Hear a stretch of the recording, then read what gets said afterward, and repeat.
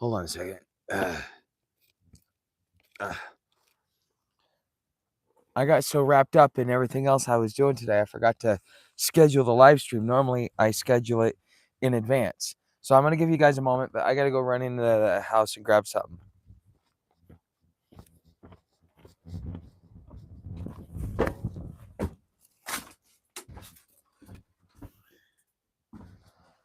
Where did it go? Come on. I got that. And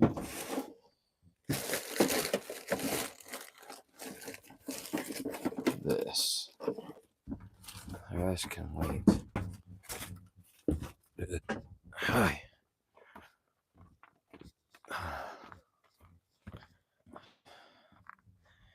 All right. Good evening, Rebels. Sorry about the late start. I kind of screwed up.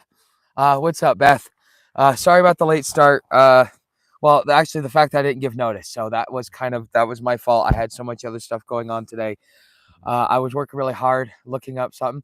What's up, Edward? Hey, by the way, okay, so I want to give the updates because this is the last day. So you have until midnight tonight. So if you're watching this post live stream, you can do it. What's up, Jason? All right. So for the raffle tickets, this is the what you would call it. This is the raffle tickets. So It's Just Me has 10, Matt King has 7, Rails has 4, Mitch has 2, DJ Elf has 1, Joe Spangler has 1, Leslie has 1, and Edward, sir, you have 3 because you get double tickets for Patreon memberships. So welcome to the family. All right. So if you have any questions, I've sent you a direct message. You can always message back and forth with me. So what do you get if you win the raffle? So first prize gets a free membership to Inner Circle. And then what is it? And plus a $20 digital bundle. So like any of my picture bundles that are $20. So right now I have the AT pictures. So when I was on the Appalachian Trail, then I also have the pictures from when I was on the Florida Trail. For those of you that want to see Florida, the second prize is an unreleased digital bundle, which will be my pictures from Washington D.C. It was this time last year, and then. Third prize is a free membership to what you would call it, a free membership to Digital Homesteader. So sorry about that, guys. My brain's kind of, like I said, it's kind of been a long day. What's up, Occult? All right. So anyways, those are the tickets. So how can you enter? You get double tickets for any Patreon membership that you get, any paid membership. You get 1 ticket for any YouTube memberships, and you get $5 for every $5 you put in Super Chat. You get another raffle ticket, and you can have as many tickets as you want. There's no limit. We've already got one person with 10. So and that was a big help this month, and this has been a great month. I am now I forgot to add, Clyde also has 10 tickets, because Clyde did something for me that earned him 10 tickets. So he is also entered into the raffle. I almost forgot. I knew I was forgetting something. But anyways, yeah, I'm good and golden. I could sit here and work my butt off for the next couple of months, and I don't have to stress about making property payment because now I'm a month ahead, which is really freaking nice for once. I like being ahead. It's better. And I mean, it's only like $160 a month, but still, sometimes it's hard to come up with that, especially when you're rebuilding a channel. All right. So what's the main thing that we're going to be talking about tonight, which is Project 2025, because there's a lot of stuff out there. You don't see much from the conservative side, but you do see a lot from the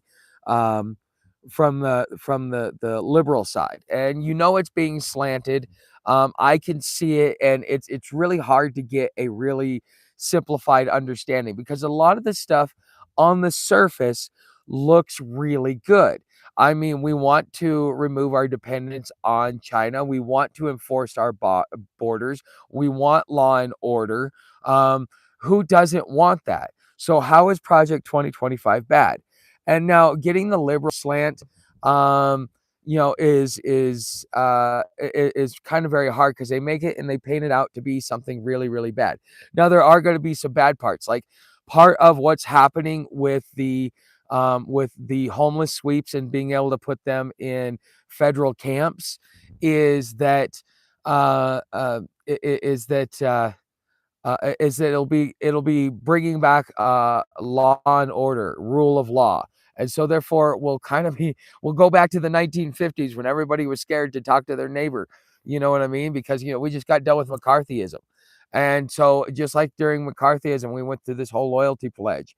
The funny thing is, although Donald Trump has disavowed it like 2 or 3 times publicly, once in October of last year and once in July of last year that I know of. I think there's another one that I forget, but he disavowed it. So he says he's not, but yet the liberals keep pinning it to him. Why? Why is this happening? Um, from what I've been able to gather, is that most of his cabinet, most of his top picks were authors or the architect themselves of this whole Project 2025. Now, the other thing is that what is it? Donald Trump's plan, which is what Project 47 is what he called it. Donald Trump's plan was 2/3 of it is Project 2025, and that falls in line with a lot of the stuff that he's said. Is which, hey, there's a lot of good stuff in there, but there's some stuff I just absolutely don't agree with. That coupled with the sour taste of the previous administration, he wanted to make sure to get loyalists. And who better to do it than all of his cabinet that left after he exited went over to the Heritage Foundation, which is one of the prominent conservative think tanks. And they went over there and formulated Project 2025, which is in close resemblance to what Donald Trump has for Project or whatever it is, 47 is whatever he calls it. So you have that going on, and you could see the resemblance, but I think that he was being honest in the sense that he is not really on for Agenda 2025 because he wrote his own agenda. It pirated some of it, but it took out the parts that he may have thought did not fit his ideology of how America should be reshaped. But the last time we went through something like this was FDR and the New Deal, and that happened in a Great Depression. He served 3 terms. That's why we put a 2-term limit. And if this is the end where it all falls apart, he could, especially if it happens before the end of his presidency, it is very likely that he'll do the same thing that Zelensky's done. And so, I mean, uh, uh, this is something to really think about. But when it comes to Project 2025 and Donald Trump's Plan 47, um, the things that I think should be really thought about as far as concern is that if I think like 11 or 12 of his cabinet picks are authors of the Project 2025 letter, then that means, and Trump apparently gave his blessing to it. And so, therefore, even if he publicly disavows it, he may privately support it, which again, he's supporting parts of it, but not all of it. Or does he support the whole thing? That's uh, there's a lot of questions in there that we could all ask, and I'm just curious what questions you guys have on this topic, because the things like what's going on with immigration, that's part of this whole thing that the Democrats are boiling up of Project 2025, securing the border. That means exiting the aliens. Well, the aliens are now being exited. We've got the lowest border crossings ever. We've essentially, the border is secure because they're all afraid of Donald Trump. And you know what? Hoorah for that one. I'm happy about that. Oops, I need to turn this around. But what are some of the hot topic points? Well, see, it's not necessarily the hot topic points. It's how it's being implemented. And it's being painted as a way to have a bigger wealth gap and take care, like, essentially take care of the business class and screw the average person. Because uh here's something that really baffles me about what Trump is doing. So what he's doing is he's putting a tariff on. Okay. And so now the companies can sit there and say, well, we're raising prices because of tariffs. Okay, great. So now that gets passed on to you and me.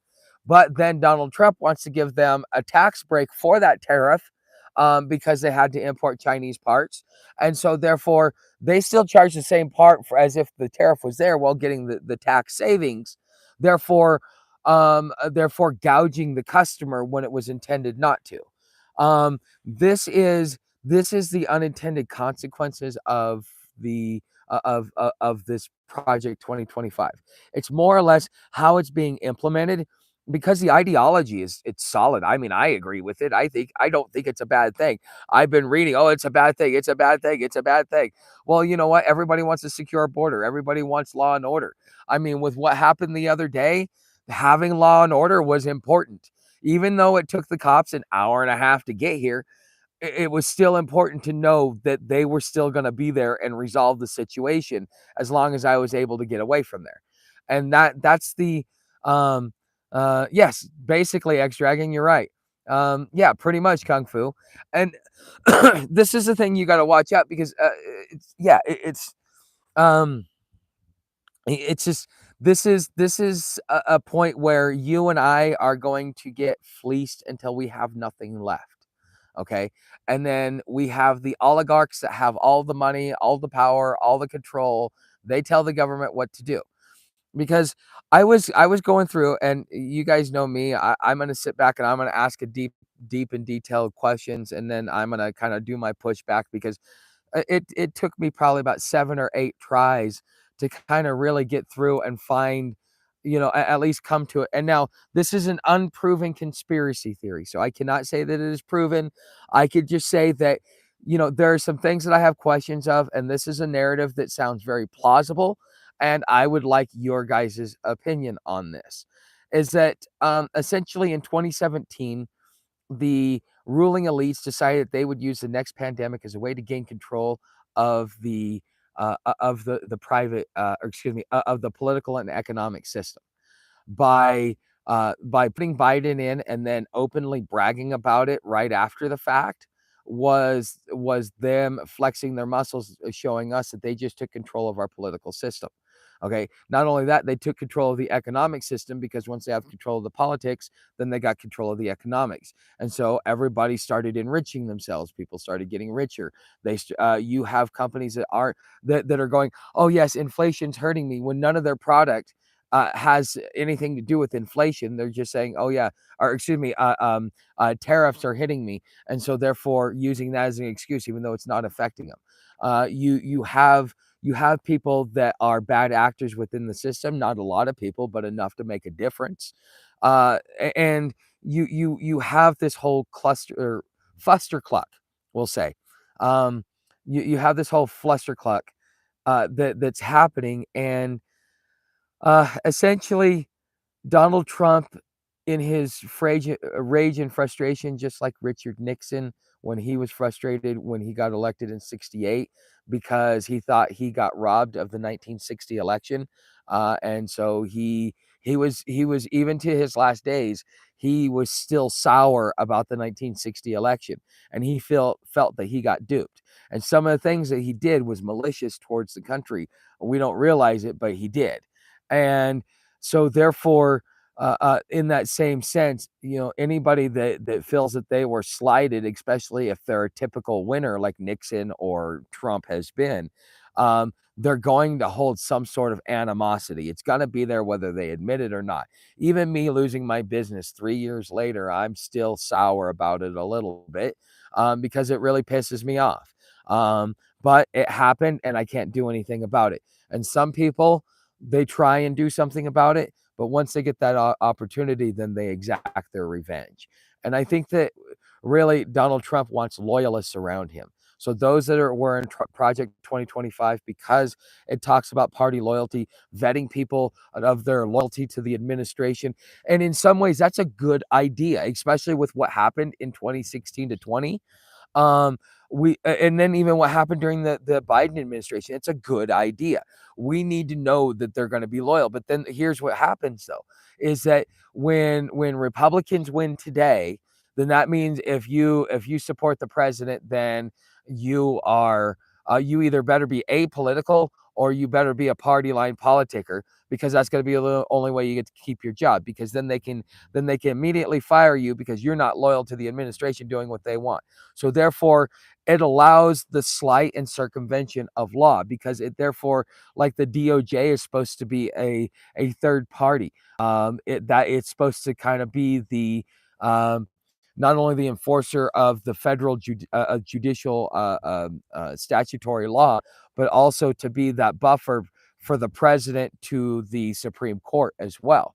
And therefore, by making sure that you have somebody like what is her name, Pam Bondi, as a loyalist, she's going to follow Trump into the fire, because that's how she got her job. And so therefore, because they want to install law and order, and therefore they see homeless as the next enemy, because they've already gotten rid of one enemy, now they need to go after the next enemy, because the only way that you can get support behind anything is to have a panda bear.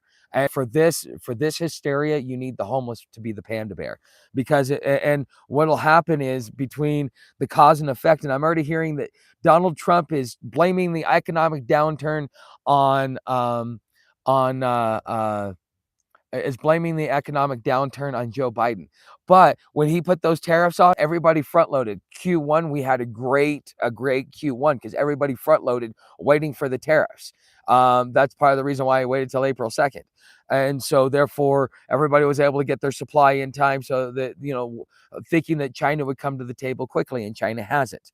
Okay. Because this is another thing, is the part of Project 2025 is we need to renegotiate all of our trade deals, institute tariffs. But what we've done is, instead of being tactical about it and using it as a way to build friendships and saying, hey, look, you haven't been friendly to us, so we're gonna put some tariffs on you, and say, see, these guys over here, these guys are the type of people we call our friends. So if you want to be our friend and have access to our market and get those free tariffs, so therefore it becomes a negotiating thing, versus like, I'm going to put tariffs on everybody. Now even our friends don't want to do business with us. But he's blaming it on Biden, when it is his reckless behavior that's doing it. So therefore, when it's good, it's great, it's me. When it's, just like any other politician. Okay. Donald Trump has become a politician in his second term. I'm afraid to say, and in his effort to become a politician, he lost what made him great. Okay. And I think that this is a big thing. So I'm going to go through, I'm going to answer some of your questions, see what you guys have to say, but I had to get this rant out. All right. We got a lot of people in here tonight. Good evening. So hello. What's up, Edward? All right. Occult, Jason. Okay. Kung Fu. Let's see here. Hi, Tuck, Sam, Beth. Hey, what's up, Invisible Man? What's your favorite place in the Appalachian Trails? Well, I only did from Harper's Ferry through the Shenandoah. I really like the Shenandoah, even though you do the roller coaster through there. It was really nice. That was where I took my pictures. Sam got a lot of really nice views too. Oh, dude, there's at least 10 or 12 good pictures in there. It's worth the $20 bill. It is definitely worth the $20 bill. I just haven't put it up on my website yet, but I've got it available. If somebody wants to put a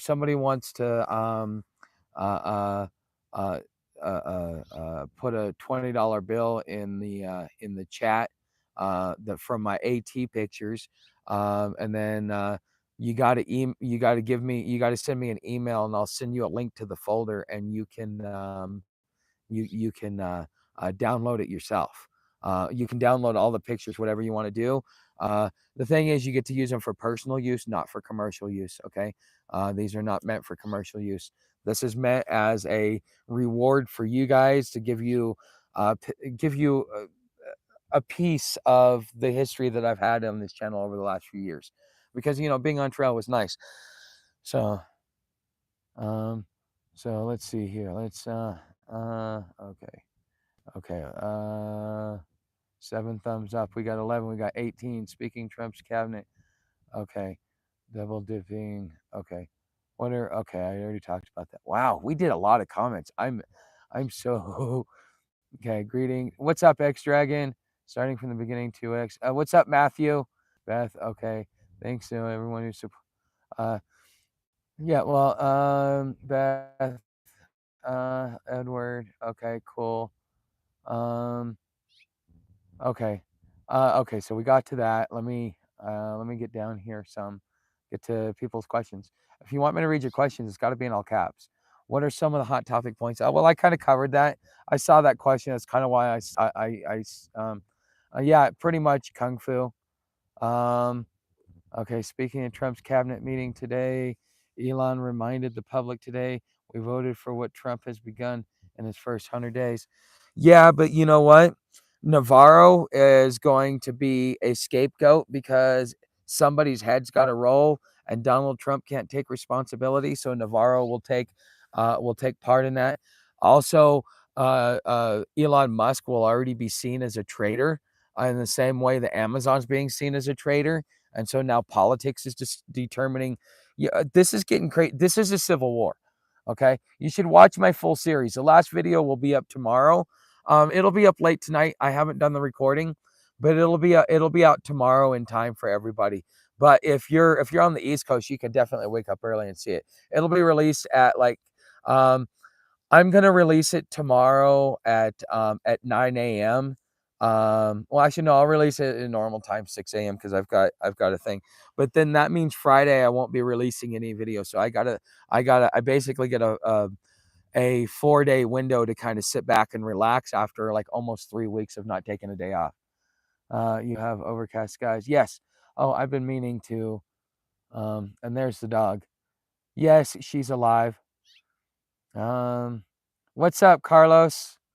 Okay, and China doesn't have unemployment assistance, so no, actually they do, Matthew. China has, you have to go back to your birth city, but yeah, you get a livable stipend. You are guaranteed a 3 hots and a cot and a couple of bucks to get your amenities. So if they don't have a capitalist system. Now they were integrating it because of our influence, but now that we've done what we've done, now the communism is going to take back over. So Trump did a lot to set back capitalism in China by what he did. What's up, Patriot? Nice to see you. Okay, did you hear China's economy is starting to dip? Dollar to yuan rate actually went up today, lowering housing starts. Unemployment. Wait.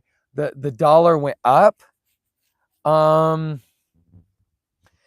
the dollar went up because China went out there and put a $2 billion bond out at like 3%, 3.9% of US dollars. So therefore, that's going to spike the dollar and that's going to devalue the yuan. So therefore, in a lot of ways, because you got to still do business in dollars with some parts of the world. So I think that might be a result of that, and that just might be a temporary spike. Spike that like how you said spike that like. Yeah, I didn't know this was live. Yes, it's live. Every evening, 8 o'clock Eastern. Only the morning one at 11 a.m. and the evening one at 8 p.m. are live streams. I'm gonna start moving over to tomorrow, and probably even Friday, because I want to talk about some private stuff tomorrow. So tomorrow it's gonna be members only on Patreon. So you come over there, just understand that's private. It doesn't go beyond Patreon. Like Vegas, what's said in Patreon stays in Patreon. Okay. Okay. I'll be watching the rest of the series. Yeah. Well, the last video comes out tomorrow. What I'm gonna do is I'm gonna end up doing this, or I'm gonna talk not only about I'm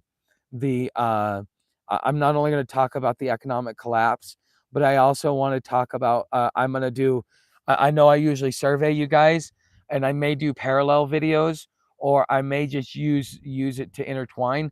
But I want to talk about the the Project 2025 versus the New Deal, and because this is a historical change. This is we have gone, because under FDR and the New Deal, that created Democrats forever. Now that Donald Trump is in, and he's doing his Project 47 or whatever it is that he's doing, now that is going to set America up for the greatest time for the rest of or it's going to set it up to be Republican for forever. So now we've switched from one party to the next. Now all of a sudden the Democrats are going to become the more party of tradition, whereas the Republicans are going to be more of the authoritarian party. So these guys, every so many years, they switch, and this is the switch that you're watching going on. And this is playing in not only to the Civil War, but it's also playing into global politics and why people have lost faith in the dollar. So what do you guys think about that as a topic?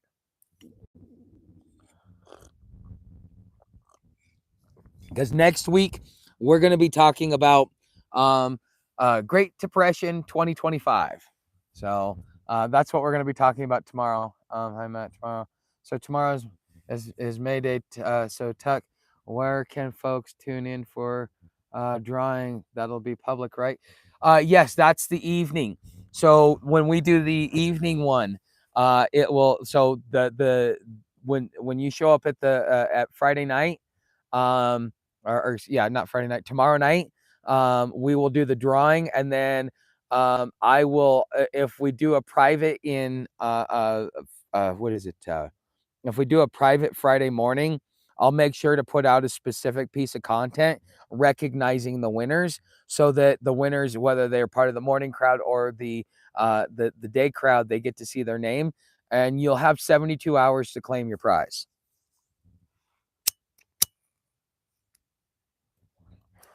But you got to get a membership or do $5 or more in the super chat. So what little bit of money I have left is already devalued. Well, there's value in other things. See, all currency is a representation of commercial energy. Your ability to create a commercially viable product, whether it's cleaning a house, building a house, repairing a house, repairing a car, building a car. Okay, everything that you do is creating commercial energy. Whether you're selling a service or you're selling a product, there's commercial value. And right now we tie dollars to it. It doesn't really matter about dollars to cents in that manner, because it's just commercial energy. As the price drops, because they found cheaper inputs, because the rest of the world is devaluing to our dollar, therefore giving us cheaper inputs, the inflation is passed on by instead of lowering the prices as the product cost goes down, by maintaining the same price. So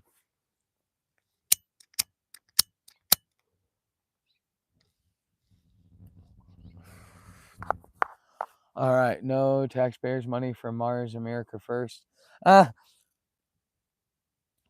Here's what if you guys want something really, like, okay, who in here, type 1 if you are so upset with taxes that you that if you could figure out a way not to pay them, you would. Type 1. Type 2 if you're like, I don't mind paying my taxes, it's my fair share. I want to know what you guys think, because this is entertaining, because okay, so 1 1 1 1. Okay, so we've got some ones coming in. Okay, anybody else want to chime in? Come on, man. Taxes, everybody. Yeah, one. Okay, so I will put a link to this book in the post after the live stream. Okay, I will. I need to. I hope I remember. Let me write it down. Okay, so fruit from tree link. Okay, so I'm going to tell you about a book I read, okay? And I'm going to put a link over on the post if you want to go read it yourself, because I'm just going to paraphrase. I'm going to give you a basic book report. It'll either drum up interest or it won't, okay? But this guy was a Marine, a JAG officer, and I think he was a federal lawyer, and I think he even became a federal judge. So that is his credibility. And so the book, it's called Fruit from a Poisonous Tree. It was written many years ago, is a complete rant on taxes from a lawyer and judge's perspective. And what he talks about is, okay, so in 1981, when Ronald Reagan came into office, the first thing he did is he commissioned a study. And in this study, he said, I want to be more efficient with tax dollars. Tell me how we could be more efficient with tax dollars.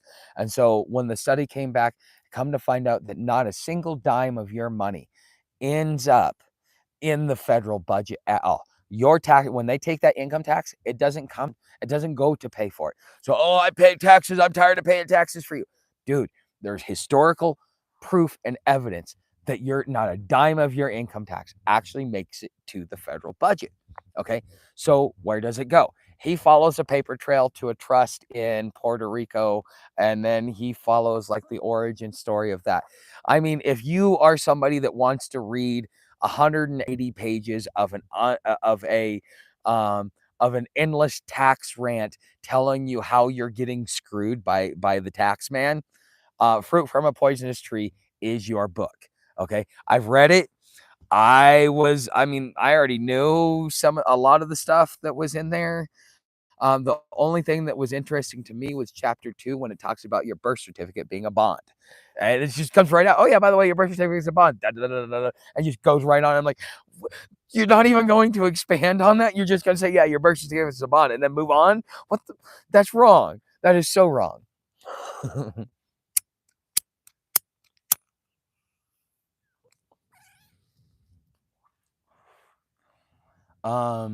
That's responding to Tuck's comment. Oh. If I had income, I above all my needs, I could contribute. The system is broken. Well, the system, yeah, and there's nothing we can do about it because um everybody has to get pissed off. But once you've got mob mentality and you've got those people that are creating hysteria, those that are drumming up support within the community, like when I was in Georgia, okay, there's this group, I forget the name of the group, and I looked into them real quick. I even asked a friend that knew a lot more about like what was on government watch lists, and I was reading and listening to their stuff. This is like Marjorie Taylor Greene shit. Okay, I mean, if you they take the free man stuff and they pervert it so bad.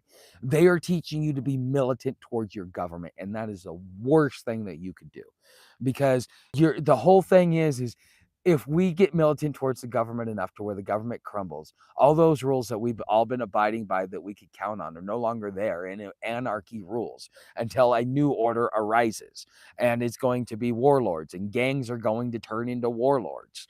I mean, this is really what you're looking forward to, what you have coming. So, well, I got straight to chapter 2 about the birth certificate. Okay. There was this guy that was talking many years ago when I was doing the free man movement. He's okay. So if you've ever go look up the Universal Postal Union, okay, all governments are formed and have to be chartered through the Universal Postal Union, because if the Universal Postal Union does not recognize them, then they cannot get mail. So therefore, they cease to function as a government, because they function primarily on correspondence. And so the according to what this guy was saying is that upon your birth, $1 million gets put in to your birth certificate, because essentially there are foreign investors that are buying it. And so every person goes up, and every person is sold at $1 million a piece. And therefore, that's a bond that you're held as a U.S. citizen, which we've talked about. You can come to Patreon to find out more about that. Edward, you will probably find some stuff that I talk about the 14th Amendment. You'll probably like it. But anyways, essentially, you were monetized at birth, and it's so precise now that they could tell you based upon your demographics how much money you're going to make in your life, and therefore that will either therefore the bonds are the bond rates are changing. But what he was basically saying is that for every person that is brought into this planet that becomes a U.S. citizen, has a birth certificate, that birth certificate is bought for $1 million, and then um, that is used for your upkeep.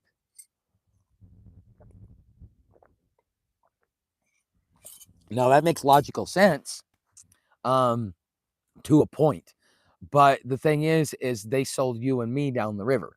That's what the whole birth certificate bond was meant to represent.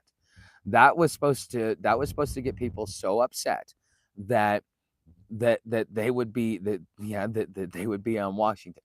Like I talked about this morning, Rick Santorum. Oh no, no, no, you're wrong, you're wrong. And then a couple of years later, here we come. Judge Andrew Napolitano is talking about it like it's common knowledge, like everybody knows this.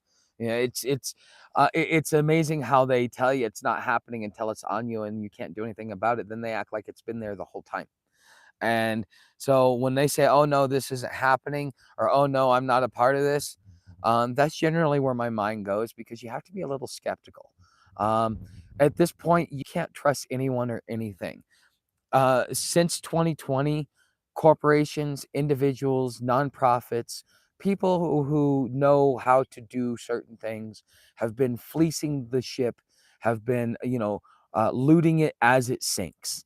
And you and me are going to be put on the hook for it, because there was nobody there to guard the bank vaults.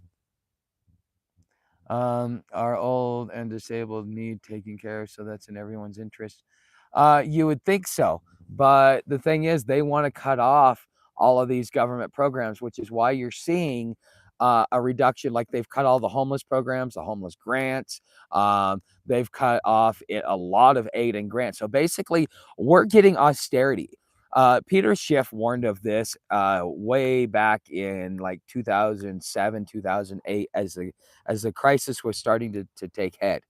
And one of the things that he said is that, yeah, Europe is doing austerity because they have to, but eventually we're going to have to do austerity as well. And we've been waiting, and we thought that Trump 1.0 was the austerity. No, this is the true austerity. It's what every country has had to do since the global debt crisis in 2008. It literally costs a shit ton of money just to be put in the ground. When you pass on, everything is a scam. All people matter. Yes, I agree. All people matter, but the way that you are being treated now, because this is the scary thing about the Republican Party and the Donald Trump Republican Party, is that if you ain't got no money, you're a dead weight, you're a loser, and you need to be put in a camp. You need to be exported out of this country. You're dead weight. You're a useless eater. The only people that are allowed to be here are people that can make money like I can. So basically, we become a country full of oligarchs with peasants there to be their servants, because the oligarchs are the only ones that matter. And that is the way that this is turning out, because every time the businesses come to Donald Trump and go, hey, this is going on, he listens. But does he listen to the plight of the people? It's going to be a little pain. You can deal with it. Come on, think about it. What's the temperature right now? Oh, it's about 60 something. We got yeah, those are some rain clouds. Yeah, clouds started coming in this afternoon. It was pretty nice. We haven't got a lot of wind. Oh.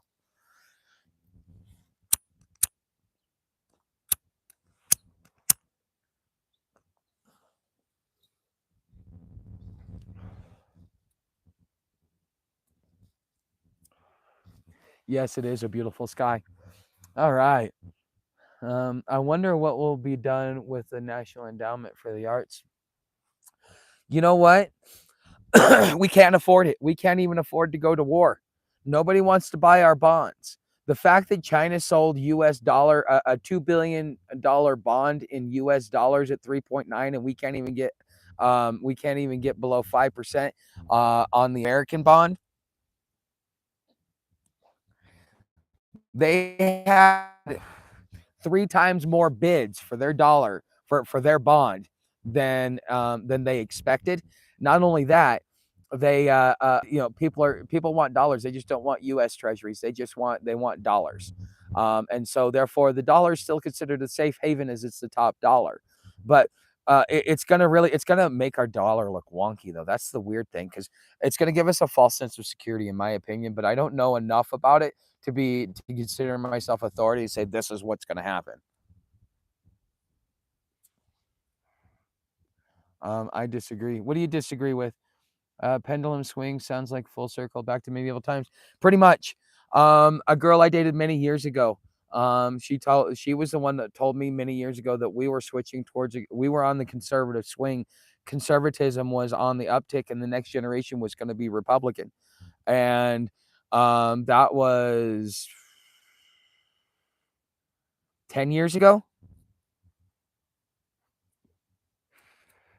So I mean, this is something that it doesn't happen overnight. It's a slow buildup until it gets to a point where it's noticeable, and then to a point where it becomes intolerable. Because now we're completely switching. We've had a society where the government is here to benefit us, okay, and we're going to a society where we're here to benefit the government. And is that truly what the Constitution was designed for? Is that truly what we wanted? I mean, those who voted and said that they wanted Trump. Is this what you voted for? Those who consider themselves American patriots, is this what you signed up for? You know, because at the end of the day, we all have to, we're all going to have to make our own little thoughts on this. But it is what it is. Oh, you don't disagree. So the artist's hearts will bleed. Uh, Bleeding hearts are bleeding hearts. They only bleed for themselves. They don't bleed for anybody else. That's what I hated about. And conservatives, okay, so you guys want to know, I'll tell you some cool things about being homeless, because if you ever have to bug out, this is some important information you want to know. Okay, so I found being liberal versus conservative cities. What was it like? Liberal cities, some cities like San Francisco have decent benefits. Portland, no. Seattle, no. LA, fuck, that's crazy. No. Okay, so as far as benefits, the people, they'll give you money and they'll pretend and they'll be fake and pretend like they actually care, but they don't. They never will. Okay, but the thing is, the second you try and get up on your own, it becomes an insult to them, because for some reason, you being down there empowers them to feel good about themselves. And by you getting out of your situation and them not being able to get out of theirs, it pisses them off. Whereas you go to a conservative place, when you're in conservative society, you'll have your neighbors saying, "Hey, I got some work. You want some work? Hey, I got this going on. You want some?" Your neighbors are, they'll, if they see that you ain't working and they know that there's some work, they'll make sure you get some work. That's the cool thing about being in a conservative area. This is like more like a purple area. So it's kind of hit or miss. But for the most part, I would say that there's a lot of Trump supporters out here.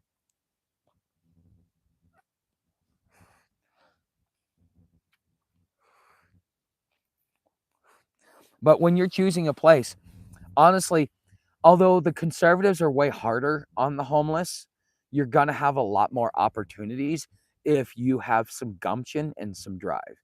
If you just want to be lazy and do nothing, go to a liberal city.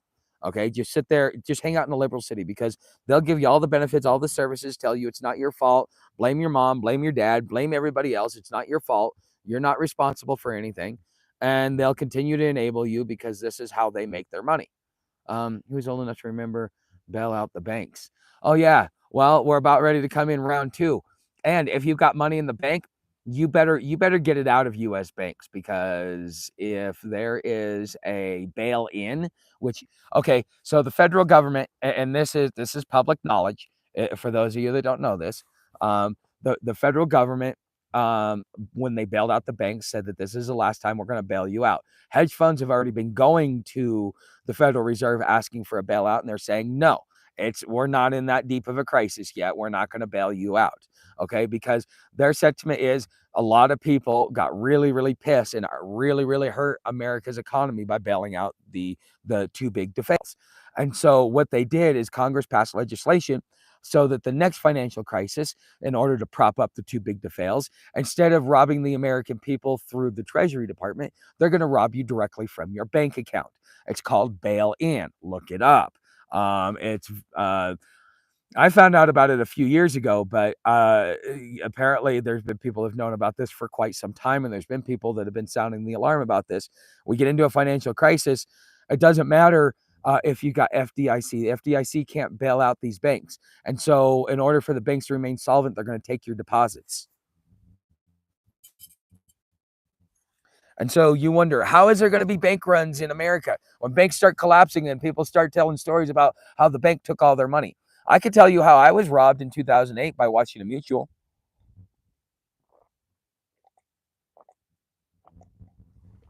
Who remembers Washington Mutual's crash in 2008? Type 1 if you remember the crash. Type 2 if you don't.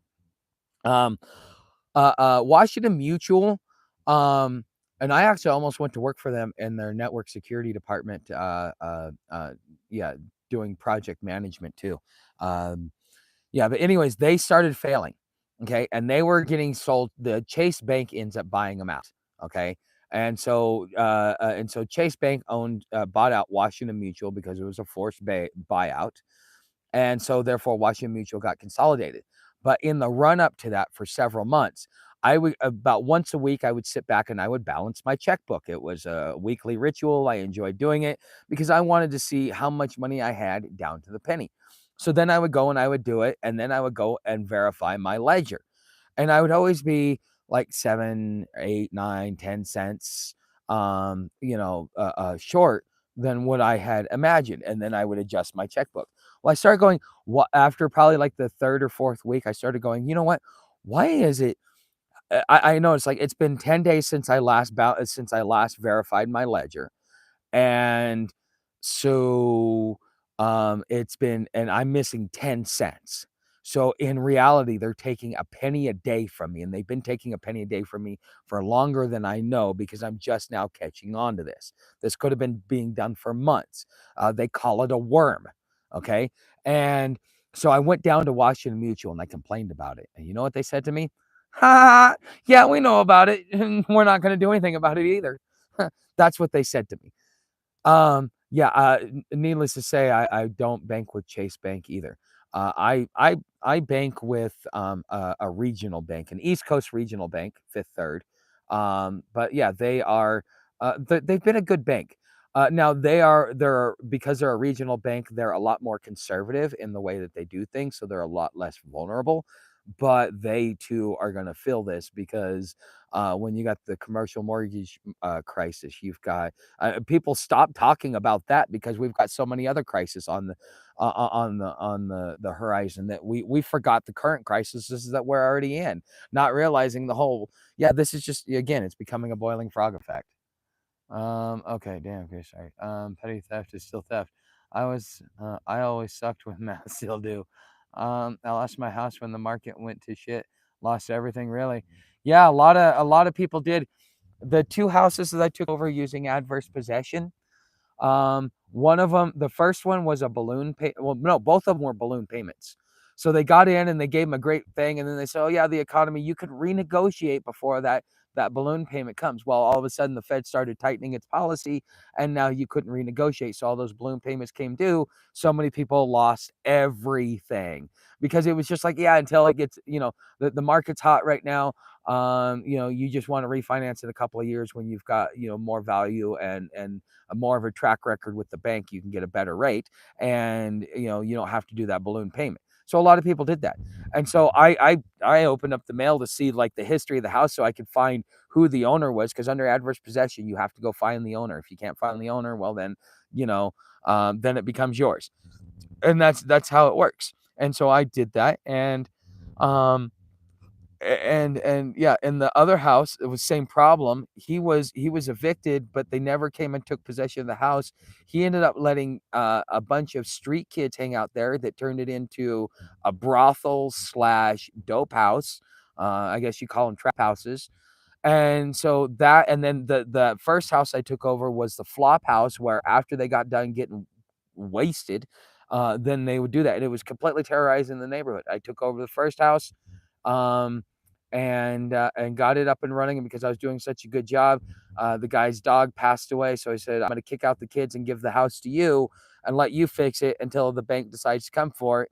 And I did that, and I basically cleaned up all the drugs, reestablished the neighborhood as far as its value and all this other stuff. And I did it as a community project, as a good thing to do, because I had the knowledge, and I'm not about the money. I got paid to live for 3 years. I mean, and I got to start a business out of it that paid me for another 6 years. So, I mean, I did pretty damn good for just going in there to do a community project. I got my benefits from it, and I still get benefits from it because I now have the knowledge, and that also shows my character. Folks, when you're having to buy groceries with credit cards, we're about to have a really big bubble pop. Pretty much. So, cold out here. Patriots, biggest city in South Dakota, happens here. I've heard of people buying groceries on credit. Yeah. I've heard yet to buy now, pay later groceries. You can get now instead of fixing your prices. They're using food to get richer. I don't know about that part. I know that a lot of homeless will take their food stamps, go buy candy, get on like the tram or whatever, and sell it $1 a piece when they're paying like 50 cents a piece if they were paying cash.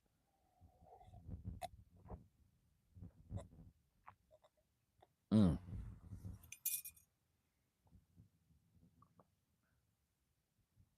Good deeds pay forward. Thank you, sir.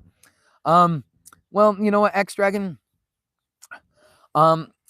I live by a philosophy, and if you're a member over here on YouTube, it's a members only video. I did not put it public because it's kind of really personal, but it's where I talk about being your brother's keeper, because it's a big philosophy that I live by.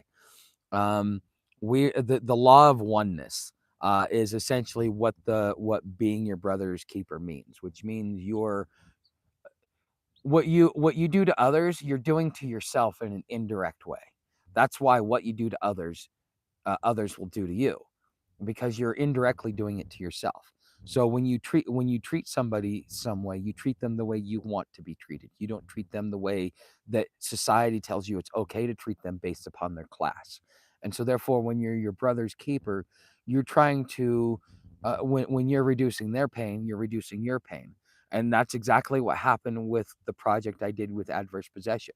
I eased their pain by, because the house behind the two houses I had was worth $400,000 before the crash, and the price had dropped down to like 280,000. By the time I left, it was back up to over 400,000. Because I had restored the value to the neighborhood. I had fixed what was broken. Instead of waiting on government bureaucracy, I took it on myself as a kind thing to do as my brother's keeper. When I spent that 23 days in the hospital, it was life changing. I came out of it and said, I'm here to exist, and I'm going to have fun, and I'm going to do what I want to do, and I'm going to enjoy it until my last days. I've already lived the life I wanted to live. I've already done the things I wanted to do.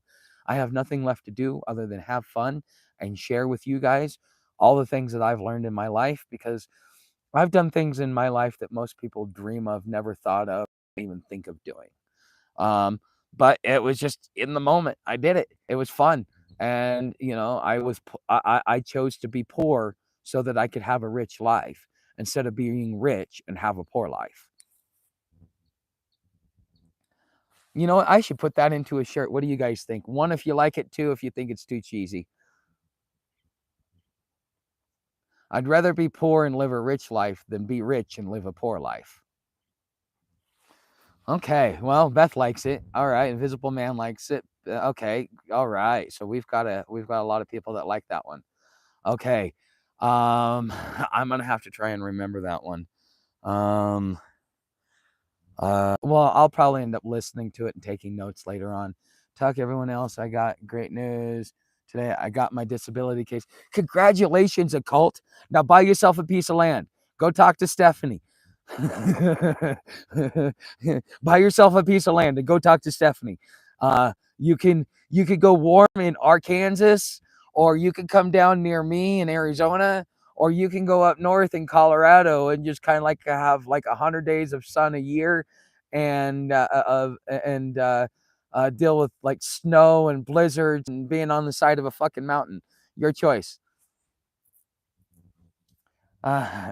Okay, that's good. Okay. Okay. But congratulations. You're considering Arkansas? Okay, that's good to know. Yeah. Well, don't say that when you're there around the locals, because you will get into a fight. Them's fighting words. It's like when you go to Oregon and you call it Oregon. It's like them's fighting words, you know. So you see Sam. Sound check. Yeah, but anyways, congratulations. Okay.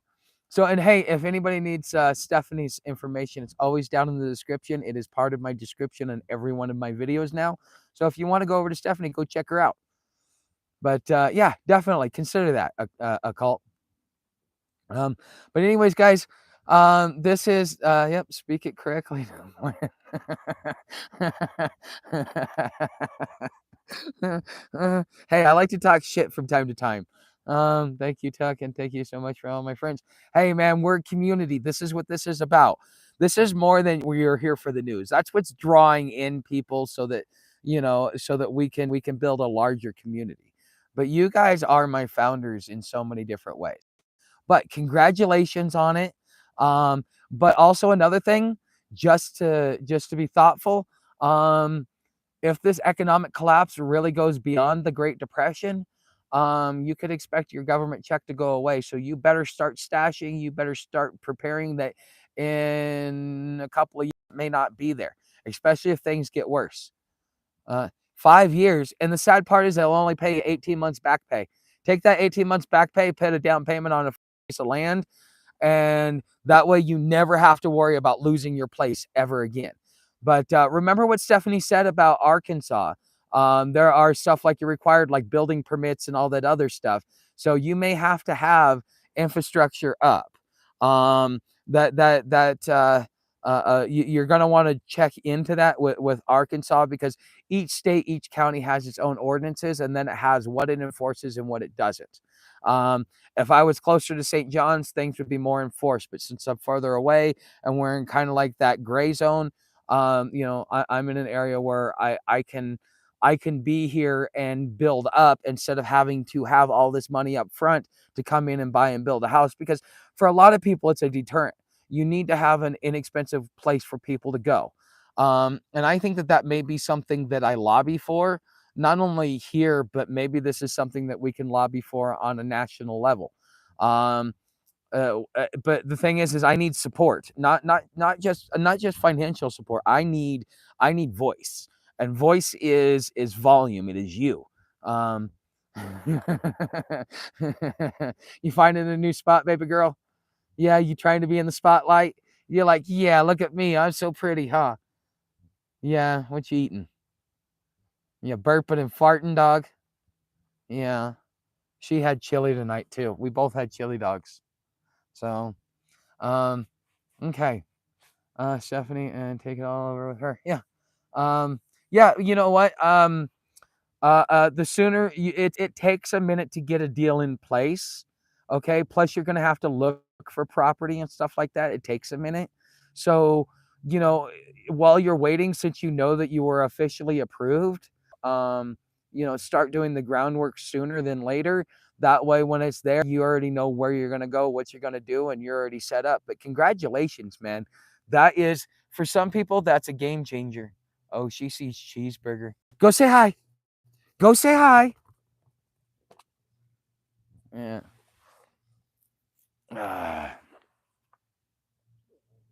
Hold on. I'll show you guys cheeseburger, and we're gonna close this out because it's getting pretty cool here.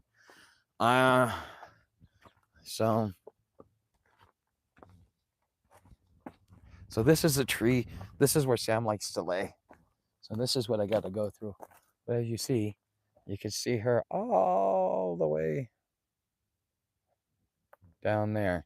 See, she gets close, but not too close. Go for it. Go for it. She's waiting for my permission is what she's waiting for. Yeah, now she's off to the races. You guys see her? She's just running. She loves to run. So yeah, we've got some calves out there. She's going to say hi.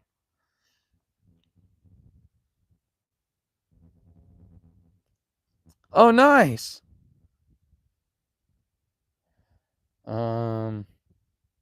Excellent. Got your list of reminders, Tuck. Be sure that friend from Patreon is included in raffle. Yes. Yes. Okay, got it. Perfect. Okay, she's got a great spot picked out. All right. Yeah, that's good. Hey, if you've already got it set up, that's freaking amazing. So, but anyways, guys, Sam, you're the few who take care of a pet on the road.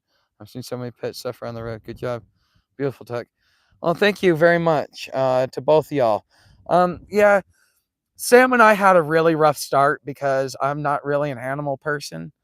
And I'm not even really a dog person. I'm a Sam person. I like my dog, but I'm not really keen on other people's dogs. I've kind of got a little bit more of a soft spot for dogs, but not like most people do. So it took me and Sam a while, but now, honestly, now that we're settled down and we're not on the road, life has gotten so much better for the both of us. She listens more. She's gotten fat though. I gotta get her down. So yeah, so new towns need made and people can live there. Yep. All right. All right, guys. I will see you guys tomorrow morning. It's going to be private, so I will put